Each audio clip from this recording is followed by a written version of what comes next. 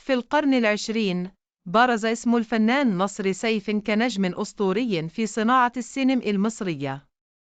كان ممثلاً ذو جاذبية فريدة وقدرة على تجسيد أدوار المجرمين والأشرار بطريقة بارعة جعلته رمزاً لهذه الفئة من الأدوار. ولد نصر سيف في مدينة بنها بمصر في عام 1933، ودرس اللغة الإنجليزية قبل أن يتجه إلى عالم الفن والتمثيل.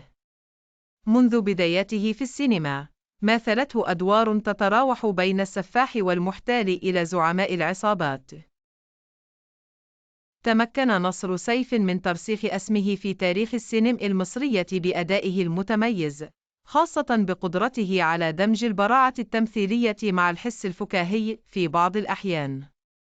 وقد شارك في ما يزيد عن 150 عملاً سينمائياً، مما جعله أحد أكثر الممثلين إنتاجاً في جيله.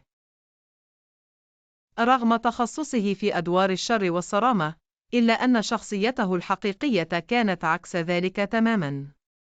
كان معروفاً باللطف والكرم، مما جعله محبوباً لدى زملائه وكل من عمل معه. ربما كان نجاحه في هذه الأدوار يعزى إلى فهمه العميق لطبيعة الظروف الاجتماعية والنفسية التي تدفع بالشخصيات إلى مسارات العنف والشر، مما منحه قدرة فريدة على تجسيدها بشكل واقعي ومؤثر.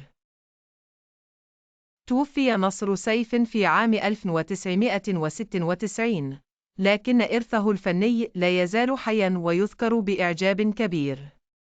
وقد استمر عشاق السينما حتى اليوم بالتساؤل عن المقدرة التمثيلية لهذا الفنان، والتي جعلت من وجهه ورصانته جزءاً لا ينسى من تاريخ السينما العربية.